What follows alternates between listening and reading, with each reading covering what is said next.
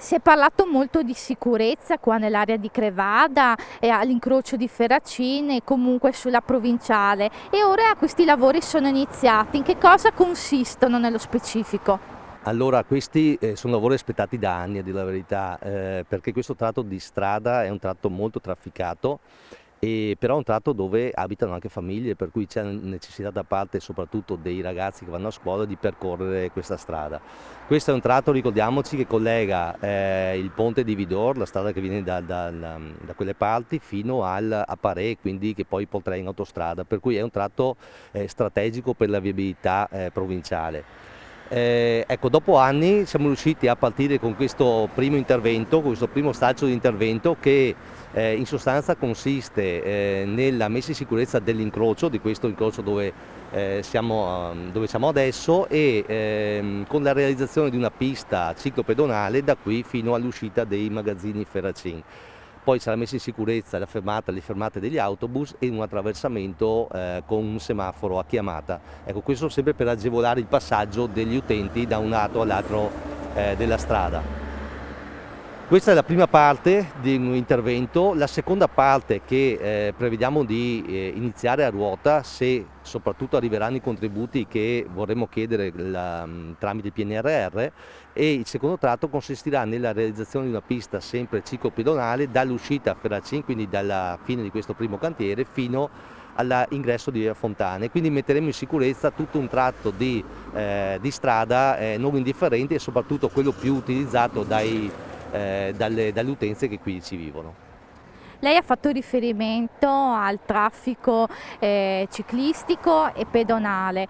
Per i ragazzi che dovranno attendere le corriere o comunque chi transita con le biciclette, quali sono le novità principali rispetto all'assetto precedente? Beh, la novità è che avranno un loro percorso protetto, e quindi la pista ciclopedonale è intesa proprio in tal senso, quindi dà la possibilità ai ragazzi che vivono nelle case qui limitrofe di camminare dove non ci sono auto, e con un percorso che li porterà da casa a lavori finiti, diciamo quando arriveremo giù a Via Fontane, da casa fino alla fermata dell'autobus e viceversa, senza avere possibilità di incontrarsi con le auto. Il sindaco ha fatto una panoramica su questi lavori. Lei, che ha la delega ai lavori pubblici, ci può dare qualche cifra relativa, insomma, agli investimenti che sono stati necessari e che saranno necessari anche per il secondo stralcio? Allora, questi sono interventi importanti per la nostra amministrazione, sono importanti dal punto di vista economico. Riusciamo a sostenerli a fatica. Questo primo stralcio costa di 570.000 euro, di cui 500.000 euro di fondi propri del comune. Il secondo stralcio a cui faceva riferimento il sindaco prima è un secondo stralcio da 736.000 euro, e per il momento abbiamo un contributo di 250.000 euro da parte dell'ente proprietario della strada, e avremo ancora da spendere altri 500.000 euro, cifra per noi non sostenibile in questo momento. Allo scopo abbiamo fatto già domanda al Fondo Nazionale del PNRR per avere accesso a questi fondi, perché per noi sono essenziali. Per noi è una priorità la messa in sicurezza di questa strada provinciale, perché ha un traffico elevatissimo, come si può sentire dalle macchine circolanti in questo momento. La messa in sicurezza dei pedoni e delle biciclette che vi transitano per noi è una priorità non solo per i nostri cittadini, ma anche per tutto il resto delle persone che transitano su questa strada. Fare un cantiere così importante diventa problematico dal punto di vista della sicurezza. Siamo riusciti a preservare come area di cantiere il doppio senso di marcia per i veicoli, perché questo avrebbe sicuramente aumentato le code che non sono sostenibili per tutti gli operai che vanno a lavorare dal quartiere del Piave, che si spostano verso il Coneglianese e viceversa.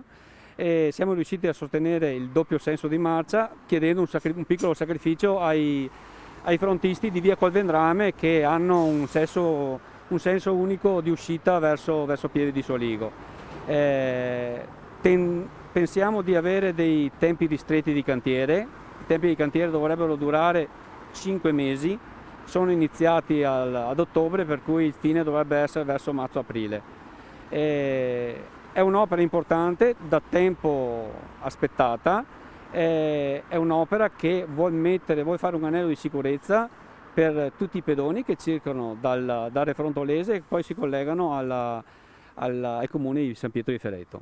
Che tipo di arredo urbano verrà realizzato in questo senso? Allora, questa opera ha un attraversamento pedonale in sicurezza con un semaforo a chiamata, e questo per mettere in sicurezza la fermata dell'autobus che sta dalla parte opposta. E avrà una circolazione dei pedoni su una pista ciclopedonale in sicurezza. In quest'opera è previsto un allargamento della sede stradale per cercare di creare le corsie di accelerazione e decelerazione degli autobus che si fermano sulla fermata. Per fare questo è stato fatto anche un'opera di contenimento, che quando si mette mano a un terreno che è molto delicato dal punto di vista del dissesto idrogeologico, abbiamo dovuto regimare le acque, abbiamo dovuto fare delle gabbionate di contenimento e nel contempo riuscire ad ottenere anche una parte estetica bella da vedere. Come si può vedere dalle gabbionate, che sono state fatte non sono semplici gabbionate, sono state fatte con delle rocce posate all'interno a mano per dare l'evidenza della linearità dell'opera nel suo insieme. Una volta arrivate al secondo stralcio fino a Via Fontane, c'è l'intenzione di fare anche qualcos'altro oltre a quella via?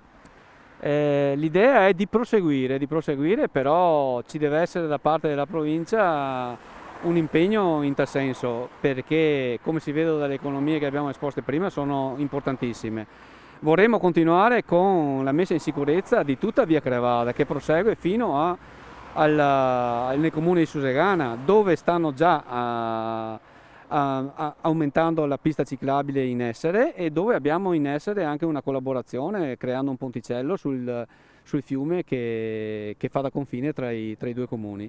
Per cui auspichiamo che arrivino gli importi corretti per poter fare questa importante viabilità in sicurezza.